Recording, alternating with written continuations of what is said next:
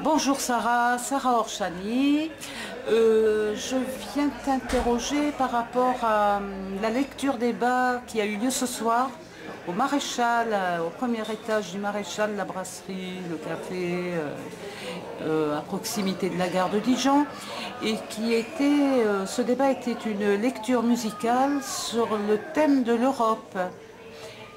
Est-ce que tu peux nous dire quelque chose là-dessus ? Comment cette idée est née? C'est le premier débat que tu fais sous cette forme-là. Et j'aimerais que tu nous en dises quelque chose.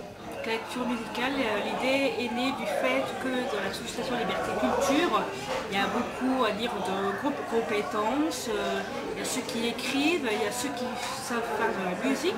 Donc du coup, l'idée c'est de rassembler les compétences. Donc l'écriture d'un texte, lecture d'un texte, musique, ça donne la lecture musicale.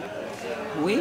Et donc, c'est notre nouvelle façon d'informer, de passer des idées, mais aussi de créer un lieu d'échange et de discussion parce que, comme à nos habitudes, on n'est pas seulement là en train de balancer des informations au public, mais aussi de rendre le public acteur et donc le public après peut participer, dire ce qu'il en pense ou même dire ses propres idées, dire tiens il y a telle info, est-ce que vous savez ça, etc. Donc c'est un moment de partage.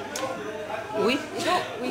Je vois que tu as une apparence un petit peu avec ce masque blanc qui fait penser un peu au théâtre antique, au cœur grec, et qui a un côté un peu intemporel. Tu l'as déjà utilisé lorsque tu faisais du tractage en ville. Oui. Ce qui fait que tu as attiré un nouveau public qui était celui des enfants qui allaient chercher carrément les tracts pour les porter à leurs parents. Oui. Bon, c'est voulu. Qu'est-ce que tu peux dire de ça? C'est venu comment? C'est venu du fait qu'on voulait un peu être un peu moins traditionnel, être ceux qui tractent dans la rue et un peu plus. En fait, l'idée c'est surtout susciter de la curiosité. C'est surtout que les personnes qui se posent comme question mais qu'est-ce qui se passe, pourquoi, qu'est-ce qui se passe, pourquoi. Et ça marche. C'est-à-dire que quand on arrive déguisé, etc., et bien les gens se demandent mais qu'est-ce qui se passe. Ça les interpelle. Ça les interpelle. Et donc du coup, ça permet de déclencher une discussion et donc d'échanger et d'informer donc, le public sur nos actions, sur nos thématiques. Surtout que, en fait, Dijon est une ville moyenne, qui n'est pas loin de Paris, qui n'est pas loin de Lyon, mais enfin c'est une ville moyenne où c'est assez traditionnel et ça ne doit pas être évident non plus de générer des démarches et d'attirer les foules. Donc peut-être il y a aussi ça qui a pu intervenir dans ton choix de démarche. En fait on aime bien de jouer un peu le ton décalé en fait, voilà. Oui. Voilà. Ce soir, qu'est-ce que tu peux dire de le fait que ça se soit passé au premier étage de ce café? Il y avait un public qui était un petit peu diversifié parce qu'il y en a qui sont venus pour ta lecture, pour cette animation. Et puis il y en a un autre qui était venu là pour manger ou boire un verre et qui a bénéficié, enfin qui a participé indirectement. Oui. C'est voulu ça? C'est une conséquence positive puisque par cette formule-là, on touche de nouveaux publics. Oui. Chose qu'on faisait, un forum traditionnel, on touchait ceux qui venaient et puis c'est tout. Alors que là, avec de la musique, on touche à de nouveaux publics et encore une fois, on suscite la curiosité. J'ai vu par exemple ce soir un monsieur comme ça rentrer, manger en bas et puis ce même monsieur je l'ai vu monter et s'asseoir et écouter les lectures musicales.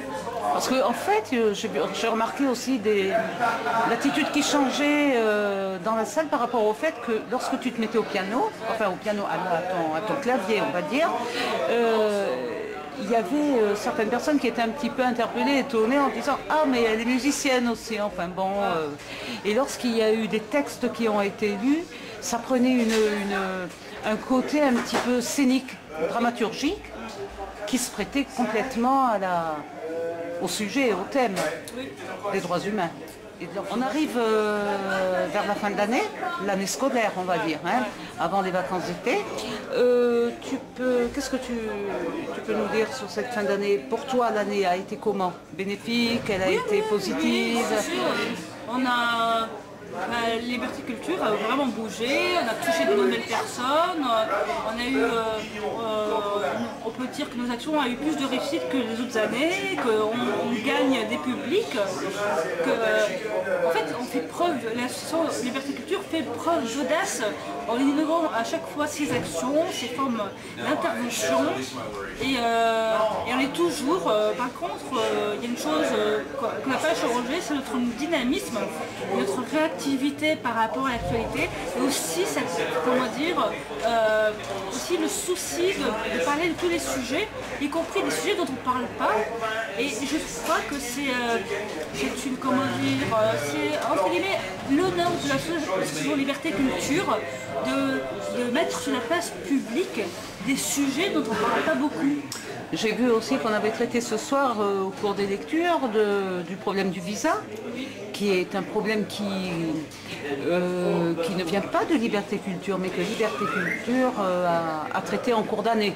En fait, dans un autre débat que tu avais fait en centre-ville, qui est revenu ce soir.